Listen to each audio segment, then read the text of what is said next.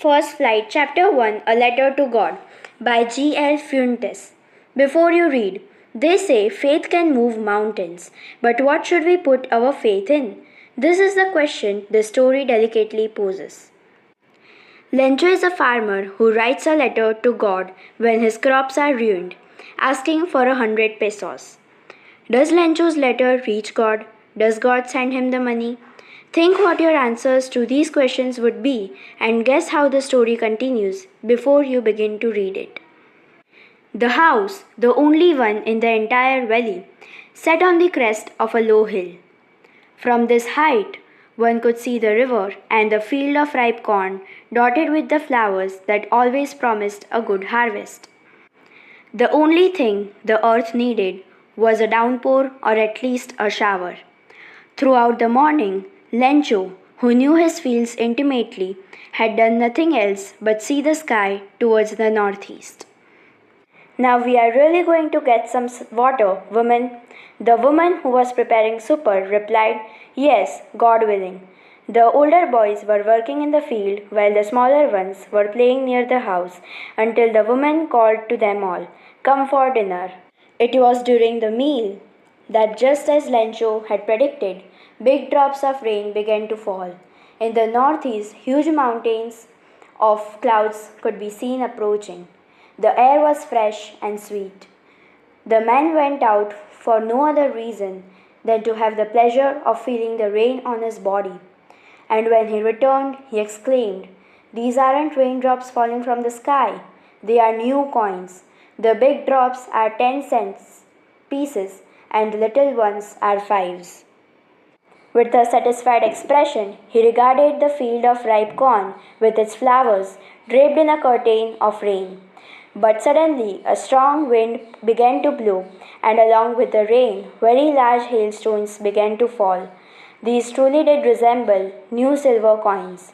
The boys, exposing themselves to the rain, ran out to collect the frozen pearls.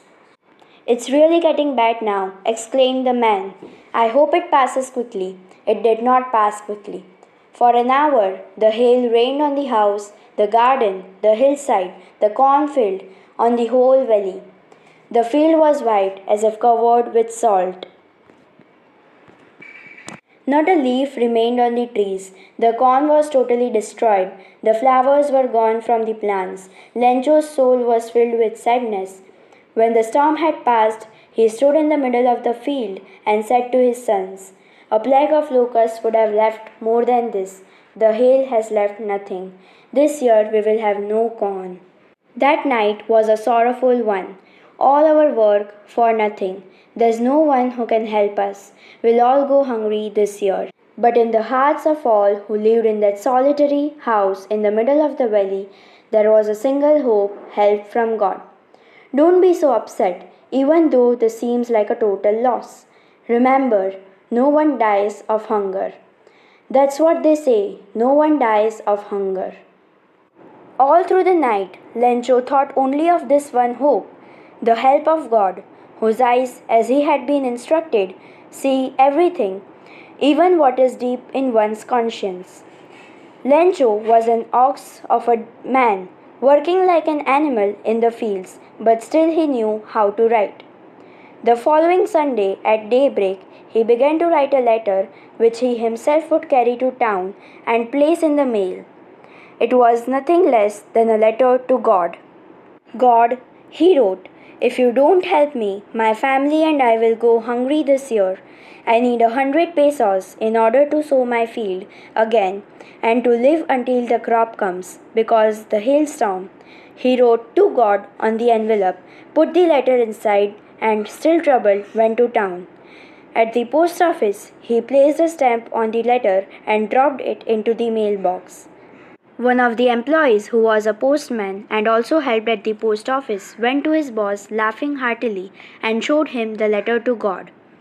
Never in his career as a postman had he known that address. The postmaster, a fat, amiable fellow, also broke out laughing. But almost immediately he turned serious and, tapping the letter on his desk, commented, What faith! I wish I had the faith of the man who wrote this letter, starting up a correspondence with God. So, in order not to shake the writer's faith in God, the postmaster came up with an idea: answer the letter. But when he opened it, it was evident that to answer it, he needed something more than goodwill, ink, and paper. But he stuck to his resolution. He asked for money from his employees. He himself gave part of his salary, and several friends of his were obliged to give something for an act of charity. It was impossible for him to gather together the 100 pesos, so he was able to send the farmer only a little more than half. He put the money in an envelope addressed to Lencho, and with it a letter containing only a single word as a signature: God. The following Sunday, Lencho came a bit earlier than usual to ask if there was a letter for him. It was the postman himself who had handed the letter to him, while the postmaster, experiencing the contentment of a man who has performed a good deed, looked on from his office. Lencho showed not the slightest surprise on seeing the money, such was his confidence, but he became angry when he counted the money.